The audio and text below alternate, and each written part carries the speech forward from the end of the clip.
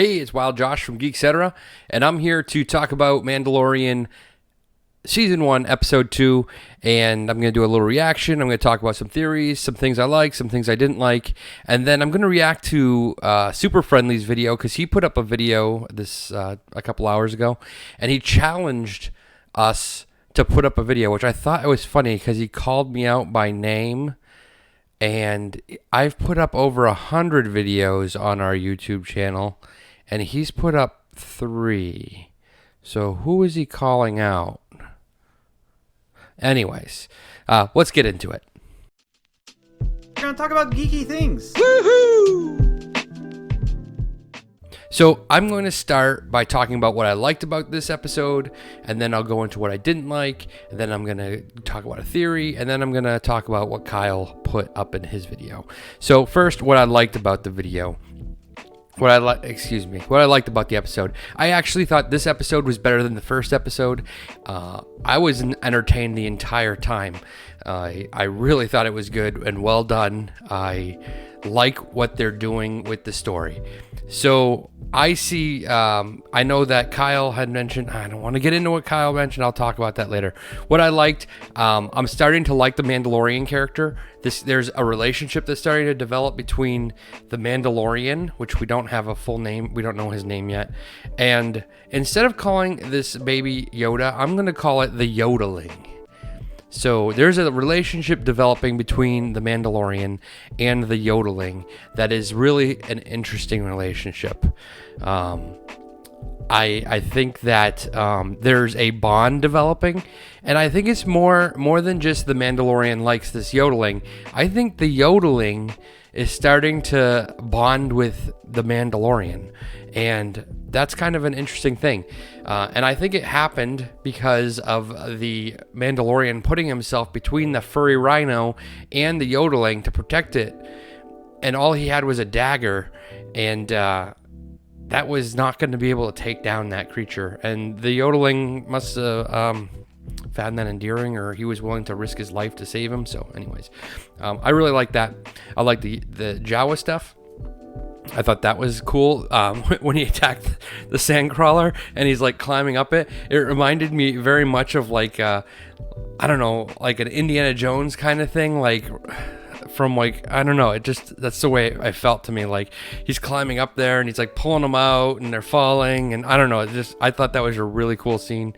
I also love that here we can see the superiority of the Beskar steel, because the rest of his armor is just falling off him when he takes these hits.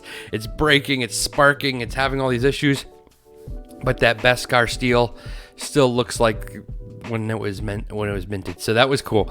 I really like that. I think at the end he was so broken, and I love that. It's like, you know, you can. It can be too fake sometimes when the good guy or the guy you're rooting for is just so good that he doesn't even like take a scratch. This guy is getting knocked around, beaten up, his armor's falling off, and he just keeps getting up. It reminds me of Captain America when he's like, I could do this all day, like that kind of thing. I just love that. It shows the grit of the character. I like the Ogna character too. I think I'm hoping that we get to see more of him, although at the end of this episode they kind of go their separate ways. So, and what else? Yeah, I've liked this episode a lot. There's not as much stuff I didn't like about it. If I had to pinpoint what I didn't like about it, maybe the fact that the Jawas stripped the Ravenclaw so much that it was like, okay, this would take like months to repair, and they seem to do it pretty quickly to get it back up to being able to fly into space. I don't know, how long does it take NASA to build a spaceship? Probably years, and they were able to do it in an afternoon. So that was a little unrealistic. Maybe they could have taken some main parts and not like really stripped it down to where you could like see right through it, and maybe that would have been a little more realistic. But anyways, I was glad that I was kind of like, when I saw that, I was like, oh no, and then Yeah, I was like shocked at that. I couldn't believe those little Jawas did that. But anyways, what else did I like? Nothing. I liked the rest. I think it was great. It was an adventure the whole time. I was excited. And I was looking at my wife who likes Star Wars, but I mean, she really liked this episode. You could tell just by looking at her face. She liked it. And yeah. So I guess with that being said, the only downside, the only negative I would say is the length. It's short, 32 minutes, I think, and that's with all the credits. So that's short. And then yeah, I just want more. I want more. Eight episodes at 30 minutes, not enough. I want more. I wanted like 8 episodes at an hour. And I think they could have done that. When I look at some of the stuff, there's not a whole lot of dialogue, and the scenes kind of just roll into each other one after another. And I don't know. I could see that they could have filled in a little bit more. I was talking to a friend, Jesse, and he was mentioning how he doesn't necessarily like that they didn't really hint, because in episode 1 he had to get on a blurg to get in there, and then on the way out he didn't need a blurg to get out. So why did he need a blurg to get in? And I was like, yeah, that's a good point. Like they had the time, and they could have filled in some dialogue there where he says to, the Ugnaught guy, like, hey, what's up with the blurg? I walked out. I didn't need that stupid thing, or something, like make light of it, or they have the time to fill in. It just seems like they really cut these episodes down. So there is no fluff whatsoever. It is straight action all the way through. And I guess that's good, but I mean, a little filler. I mean, you could stretch these out to 45 minutes maybe if you add some dialogue and just put a little bit more in, but that may be the only thing that I have for negative, really. But yeah, so then theory. I have a theory that I just kind of started developing because yesterday I got Star Wars Jedi Fallen Order. That's what it is, Star Wars Jedi Fallen Order. And I started playing that today, and I played for a few hours.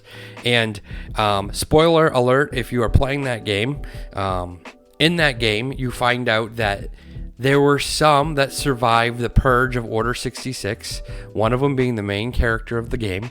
And he's going around trying to collect or gather up some information about where there may be some other ones.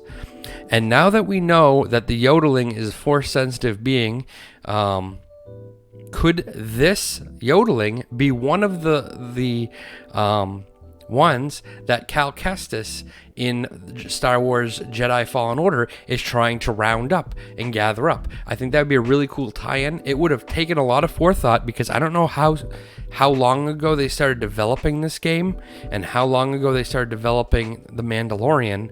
But if they could tie those in where the yodeling was actually in Star Wars Jedi Fallen Order, and then he's also in The Mandalorian, that would be really cool. I'm not saying they're going to, but I think they could, because they're talking about young ones that were force sensitive still being alive during that purge that survived.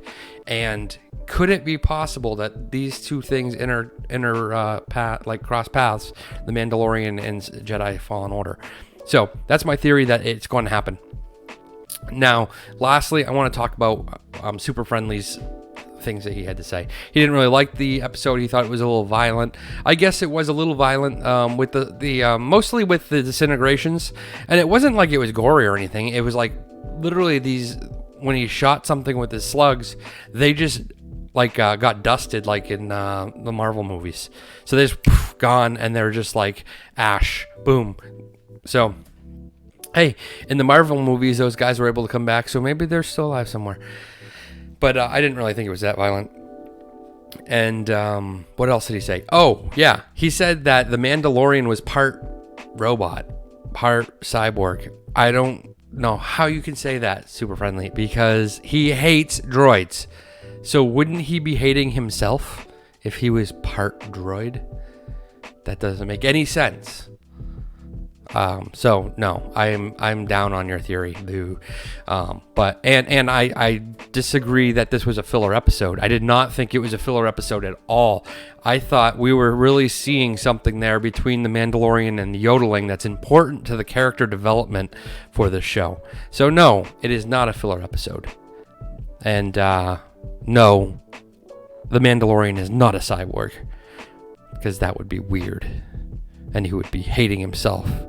And we've talked about how we don't think we think that his hatred for droids is like a racist kind of thing, and then he would be racist against himself. That just doesn't make sense.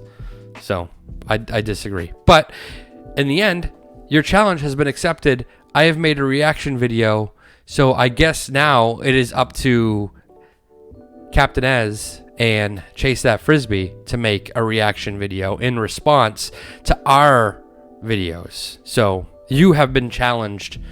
If I had a white glove, I would slap you. All right, so that's it. Let me know what you thought in the comments below. Really, these videos, we make them for the community, and we love Star Wars and we love everything geeky, but we need to hear from you guys as to what you want us to do so we can continue to grow this channel. So please leave messages, leave likes, subscribe, like the videos, share the videos, share them with your friends if you know others that might like them. If you look at our, we can look at our analytics and see, and there, like 90% of our views come from people who are not subscribed to our channel. And that's tough. It's tough. I mean, that's great. We love getting views, but we need subscribers to grow this. So subscribe, please. Hit that bell icon so that you know if there's new content coming out, and you'll get a alert. And like the video and share it. Thanks for watching, and may the Force be with you.